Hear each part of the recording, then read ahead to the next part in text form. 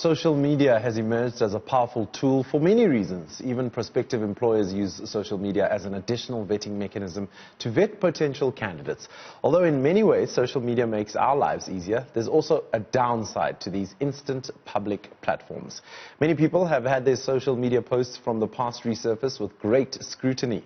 Recently, a Miss South Africa hopeful had a racially offensive tweet brought to the public's attention, followed by a heated backlash, resulting in the woman deciding to pull out of the running for the Miss SA title and subsequently being dropped by her modeling agency.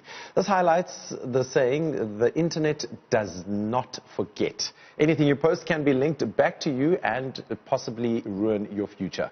Joining us to tell us more about how social media can affect our future prospects is lead strategist at Coalition Communications, Lauren Crooks. Lauren, thank you so much and welcome to Weekend Dawn. Now, what should any social media user think of before actually tweeting or posting something online? So what online users really need to consider is that everything you put out into the digital landscape is in fact forever. So when we are posting something on Facebook or on Instagram, on Twitter, we need to consider that there might be someone out there who is searching for us and researching us and making decisions and judgments based on the things that they've seen. Now that Facebook and Instagram and Twitter are indexed extremely highly on Google, when someone does do research into you, some of the first things they see are your social media platforms. So your information, once it's posted, it is out there. And things that you have posted may be then screenshotted or saved. And once they are in the digital space, they then become out of your control. Now, I'm thinking of the likes of Trevor Noah and Kevin Hart. A few years ago, they were also under heavy public scrutiny for tweets that were older than 10 years, for instance.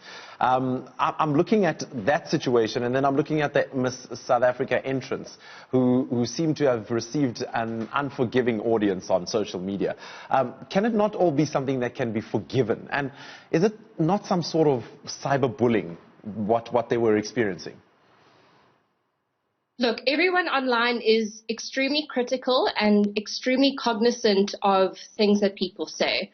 We need to understand that digital is a very subjective experience. So while we could post something that appears innocuous, we need to always be cognizant of the fact that some people could perceive what you say in a completely different manner to your intention. Like you cited celebrities like Trevor Noah and Kevin Hart who get traction and engagement from being funny and towing the line. But there really is a limit.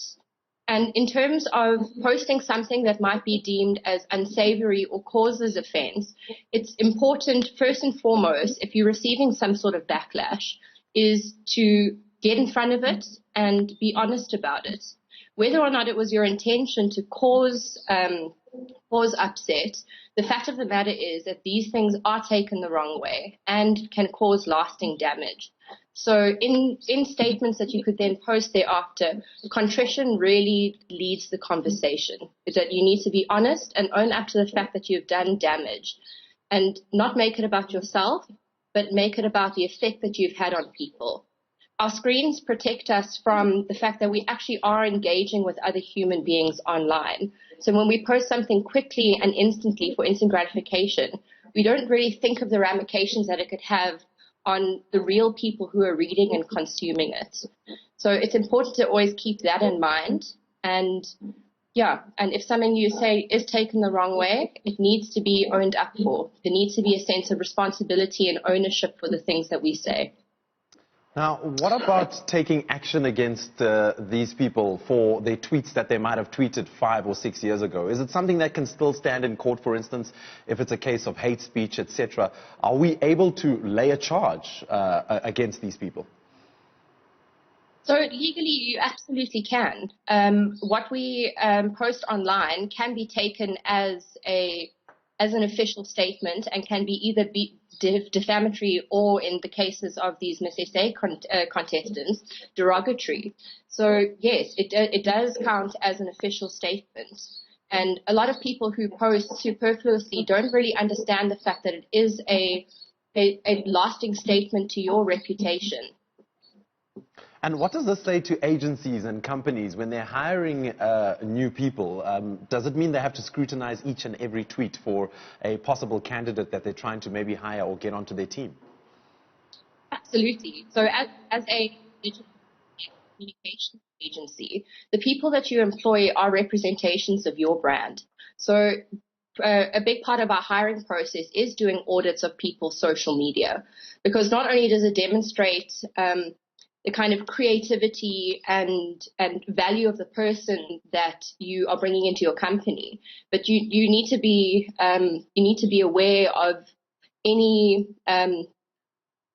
misrepresentations of that person, and then understand that, yeah, these are candidates who represent your company. So it's important that you audit thoroughly to make sure that there isn't any skeletons lying in the closet, if you will. And then on the back of that, what happens when people write in their bios this little disclaimer about a retweet is not an endorsement, or I'm tweeting in my own private capacity, they don't represent my employer? Does this cover them in any way from losing their job? It in fact doesn't, because these sorts of things are not a free pass. They are not a protective shield that removes the accountability that you have for what you say. So while you have in your bios that the statements or the things that you say are no reflection of your employer, it is a reflection of your personal brand, and it is your personal brand that you are bringing into a company. And therefore, the onus does fall on you. There is no real protection from the things that you post, because these are a part of your personal entity. And organizations are just a macrocosm of their microcosms. So they are a reflection of the people who work for them. So unfortunately, while we can say that the things we like, the things we retweet, the posts we comment on, these are not things that are not weighed into account when people are reviewing you. What happens in a situation where they use hashtags about Bianca must fall, or Miss SA must fall, whatever the case is, this cancel culture that's become a norm on Twitter? Again, I know I mentioned something like cyberbullying, but what is the other person then to do if there are a hashtag and people want them to fall? Yeah, there's really a big culture of armchair activism out there, and the Twitter watchdogs do not rest. So it's very easy for you to see something that you don't like and then really create a storm in a teacup about it. So it's something that, in terms of your participation, the problem is that once it starts getting shared and once multiple people contribute into the conversation, it does have that widespread reach. So as I said earlier, the only real recourse that you can take after you post something that has been taken the wrong way, or something that has been deemed to be defamatory, is to own up with it. Silence is never a good modus operandi in these situations.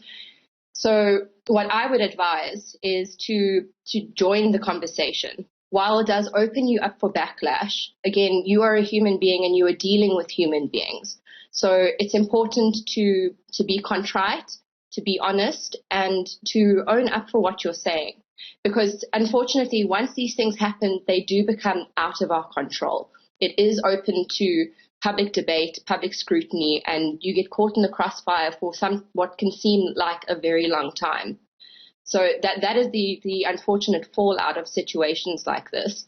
But the onus is then on you to participate in these conversations and show and make steps to show that you understand the incorrectness of what you're saying, and that's all you can do, really. Lauren Crooks, we'll leave it right there. That was lead strategist at Coalition Communication. Her name is Lauren Crooks. She's talking to us about some of the dangers of social media and how they can possibly affect future plans. Thank you to her.